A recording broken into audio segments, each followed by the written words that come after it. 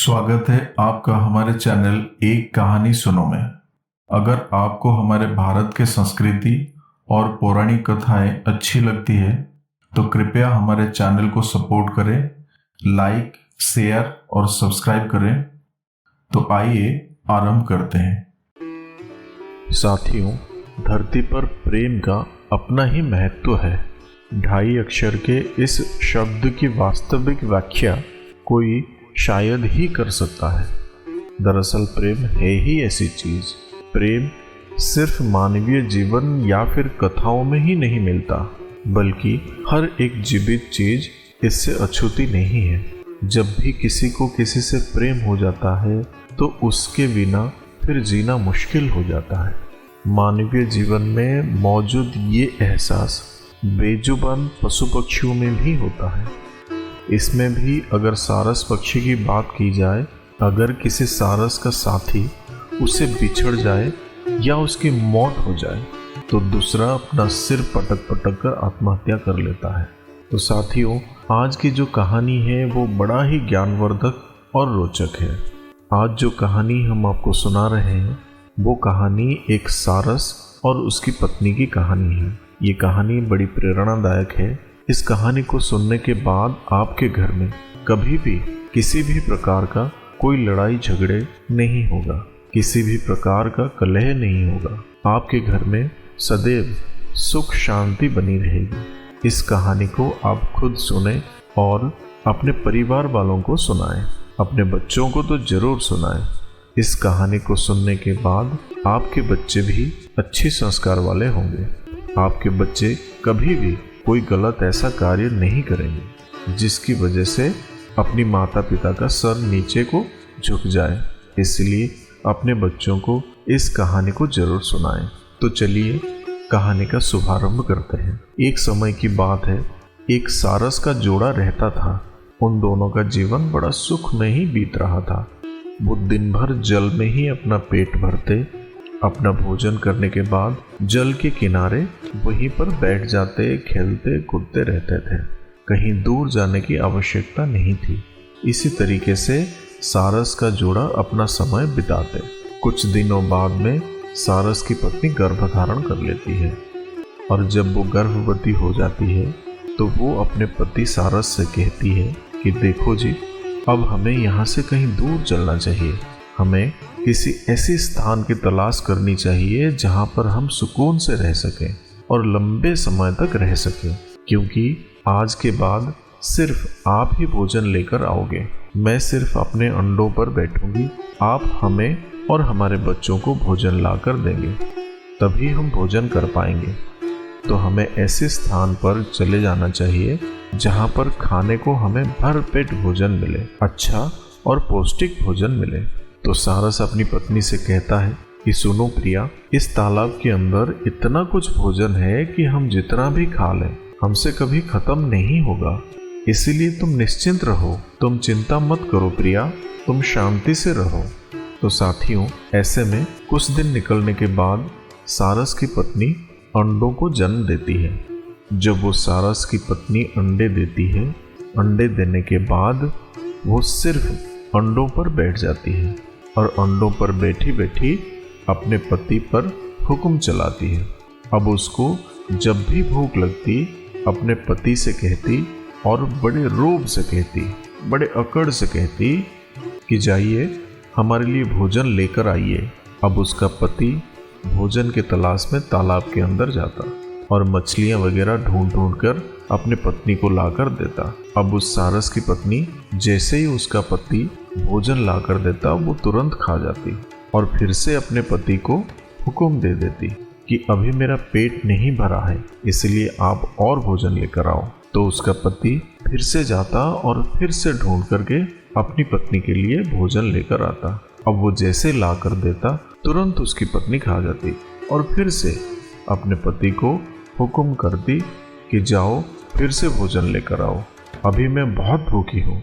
अब उस सारस को भी अपना खुद का पेट भरने के लिए भोजन मिलना मुश्किल हो गया था, क्योंकि वो जितना भोजन ढूंढ कर लाता उतना ही अपनी पत्नी को खाने के लिए दे देता। खुद नहीं खाता पर अपनी पत्नी को ले जाकर बड़े प्यार से खिलाता। सारस की पत्नी दिन भर भोजन करती, उसके बाद भी उसका पेट नहीं भरता। जैसे ही उसका पति भोजन लेकर आता, उसी वक्त उसको दोबारा फिर से बोल देती, कहती कि अभी जाओ और भोजन लेकर आओ।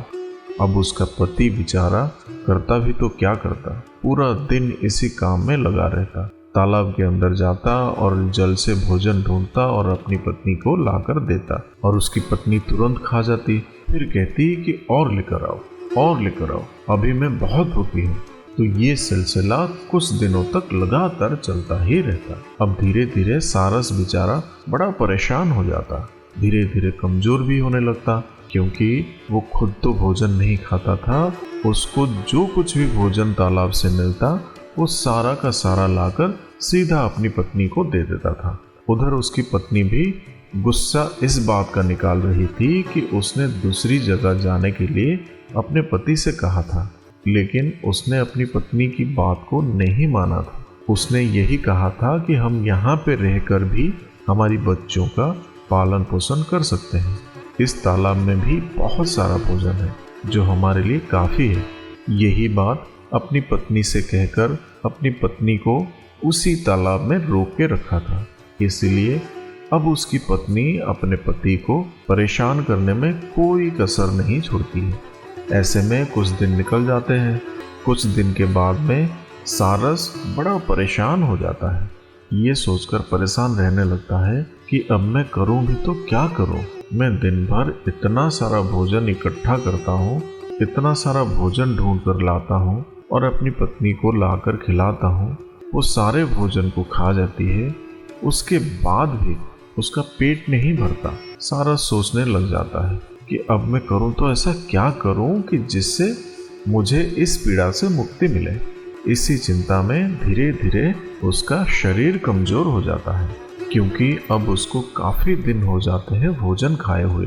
वो जितना भी भोजन ढूंढ कर लाता है सभी अपने पत्नी को ले जाकर दे देता है। खुद भूखा प्यासा रहकर भी दिन भर पानी में भोजन की तलाश करता रहता है, और जो भी भोजन उसको प्राप्त होता उसको तुरंत अपनी पत्नी को लाकर दे देता।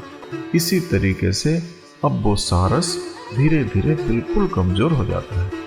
अब उसकी हालत इतनी खराब हो जाती है, वो चलने के काबिल भी नहीं रहता, उड़ने के भी काबिल नहीं रहता। लेकिन उसकी पत्नी को उस पर बिल्कुल भी तरस नहीं आता था, बिल्कुल भी दया नहीं आती थी। अब तो कुछ दिनों के बाद उसके बच्चे भी हो चुके, 2 अंडों से बच्चे भी निकल आए। अब तो बच्चों के लिए भी भोजन लाकर देना पड़ता था, साथ में उसकी पत्नी को भी भोजन लाकर देना पड़ रहा था। पहले तो वो सारस बीच बीच में थोड़ा भोजन खुद खा लिया करता था, लेकिन अब तो उसके बच्चे भी हैं और उसकी पत्नी भी है। अब तो वो एक निवाला भी नहीं खा सकता था। जितना भी भोजन उसको मिलता सभी भोजन को अपनी पत्नी को, अपने बच्चों को ले जाकर देता, खुद एक भी निवाला नहीं लेता। अब धीरे धीरे सारस के हालत खराब हो जाते हैं। अब वो बिल्कुल सूख जाता है, बिल्कुल हड्डियों का ढांचा बन जाता है, क्योंकि भूखा रहकर कोई भी जीव जंतु किसी भी कार्य को नहीं कर सकता। इसी तरीके से अब उस सारस के हालत इतनी खराब हो जाते हैं कि वो ना ही तो चल सकता था और ना ही उड़ सकता था। अब कोई भी काम करने की उसकी क्षमता नहीं रहती। तब वो अपनी पत्नी से कहता है कि हे प्रिया, अब मैं सिर्फ कुछ ही दिनों का मेहमान हूँ। अब तुम यदि मुझे और परेशान ना करो तो तुम्हारी बड़ी कृपा होगी। अब तो बच्चे भी बड़े हो चुके हैं, तुम खुद भी तालाब में जाकर अपने बच्चों के लिए भोजन ला सकती हो, अपने लिए भोजन ढूंढ सकती हो। अब तो ना ही मेरे अंदर शक्ति है और ना ही हिम्मत है कि मैं तुम लोगों के लिए इतना मेहनत कर सकूं। मैं तो चलने फिरने के भी काबिल नहीं रहा। अब तो मैं सिर्फ कुछ ही दिनों का मेहमान हूँ। तुम अच्छे से रहना और अपने बच्चों का अच्छे से लालन पालन करना। इतनी बात वो सारस अपनी पत्नी से कहता है। तब उसकी पत्नी कहती है, क्या तुम अभी मरने वाले हो? जब तक जीवित हो तब तक तो हमारे लिए कुछ करो।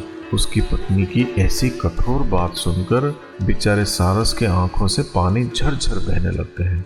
वो ईश्वर को याद करता हुआ बोलता है कि हे प्रभु, हे परमात्मा, हे मेरे मालिक, मेरे परम पिता, तू मुझे इस धरती से अभी क्यों नहीं उठा लेता?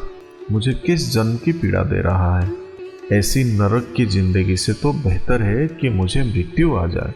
सारस परमात्मा से दुआ करता है और कहता है, हे मेरे मालिक, या तो तू मुझे उठा ले या इस नरक से मुझे मुक्ति दे दे। इतनी बात कहने के बाद अब सारस अपनी पत्नी से बात करना बंद कर देता है और मौन हो जाता है और इस प्रकार ध्यान करने बैठ जाता है। ईश्वर का ध्यान करते हुए कुछ समय उसको निकल जाते हैं।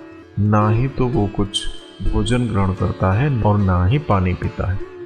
अब वो सिर्फ भगवान का ध्यान करने के लिए ही बैठा रहता है। उसने ये वचन लिया कि तब तक भगवान का भजन करूंगा जब तक या तो ईश्वर मेरे सामने नहीं आ जाते या फिर मेरे शरीर से प्राण नहीं निकल जाते। तब तक मैं भूखा प्यासा रहकर भी भगवान का भजन करूंगा। यही प्रण लेकर अब सारस भगवान की भक्ति करने बैठ जाता है। उधर सारस की पत्नी अपने बच्चों को लेकर और अपने पति को ऐसे नाजुक घड़ी में, ऐसे दुख और पीड़ा के हालत में, ऐसे संकट में छोड़कर निकल जाती है। अब सारस भगवान की भक्ति करता है।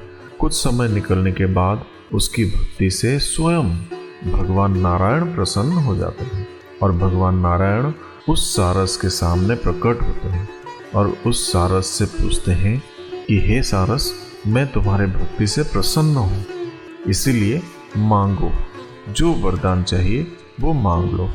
भगवान के मुख से ये वाणी सुनकर सारस सिर्फ इतना ही कहता है कि हे प्रभु, मुझे कुछ भी नहीं चाहिए, मुझे मेरी पत्नी का साथ दे दीजिए। प्रभु, मुझे मेरी पत्नी का सहारा दे दीजिए, मेरी पत्नी का साथ दे दीजिए। उसको और कुछ सूझता ही नहीं है, वो और कुछ मांगता ही नहीं है। वो सिर्फ यही मांग पाता है कि प्रभु, मैं अपने पत्नी और अपने बच्चों से बहुत प्रेम करता हूँ, वो मुझे छोड़कर चले गए हैं। आप कृपया मुझे मेरी पत्नी का साथ दे दीजिए। तो भगवान नारायण कहते हैं कि तथास्तु, ऐसा ही होगा। ये कहकर भगवान अंतर्ध्यान हो जाते हैं। अब साथियों, भगवान की ऐसी कृपा होती है कि उसकी पत्नी को अपनी गलती की पश्चाताप होती है और वो अपने बच्चों को लेकर अपने पति सारस के पास वापस आ जाती है। भगवान नारायण की कृपा से उसके बच्चे और उसकी पत्नी उसको फिर से मिल जाते हैं और वो अपने पत्नी के साथ दुख और पीड़ा झेलता हुआ अपना जीवन व्यतीत करता है। और एक दिन ऐसा आता है कि वो सारस मृत्यु को प्राप्त हो जाता है। साथियों, आपको जानकर बड़ी आश्चर्य होगी कि आज भी मादा सारस जो है, अंडे देने के बाद कभी भी भोजन लेने के लिए नहीं जाती है। वो सिर्फ अंडों पर बैठी रहती है। हमेशा 24 घंटे उसका पति ही उसको भोजन लाकर देता है और जब उसके अंडों से बच्चे निकलते हैं तब भी सारस अपनी पत्नी और अपने बच्चों के लिए पानी से भोजन ढूंढकर ले आता है और उनको भोजन खिलाता है। जब तक सारस के बच्चे खुद भोजन ढूंढने और खुद जल में उतरने के काबिल नहीं हो जाते, तब तक सारस अपनी पत्नी को, अपने बच्चों को स्वयं भोजन लाकर खिलाता है। तो साथियों, ये सिर्फ स्वयं नारायण भगवान के एक आशीर्वाद के कारण हुआ है। उस वक्त यदि वो सारस कुछ और मांग लेता तो हो सकता है उसे अपने बच्चों का, अपने पत्नी का प्रेम नहीं मिलता, परंतु उसने भगवान से यही मांगा कि प्रभु, मुझे मेरी पत्नी का साथ चाहिए। तो भगवान ने उसको वही आशीर्वाद दे दिया कि तथास्तु, ऐसा ही होगा। साथियों, उसके बाद से हमेशा सारस कभी भी आपको अकेले नहीं मिलेंगे, वो हमेशा जोड़े में ही मिलेंगे। जहाँ भी आपको नजर आएंगे वो जोड़े में ही नजर आएंगे। अकेले सारस को कहीं पर ढूंढने से नहीं मिलेंगे। हमेशा दोनों पति पत्नी का जोड़ा आपको नजर आएंगे। कहा जाता है कि सारस अपने जीवन में एक बार ही प्रेम करते हैं, या कहिए जोड़ा बनाते हैं। जोड़ा टूटता है तो दूसरा जीवन भर अकेला रह जाता है। तो साथियों, ये थी सारस की प्रेम कहानी। अगर कहानी अच्छी लगी हो तो कमेंट सेक्शन में ज़रूर ओम नमो नारायण लिखकर बताना। ऐसे और ज्ञानवर्धक और रोचक कहानी के लिए हमारे चैनल को लाइक और सब्सक्राइब करना। तो फिर मिलेंगे साथियों अगले वीडियो में। तब तक के लिए अपना ख्याल रखना और हमेशा हंसते मुस्कुराते हुए रहना।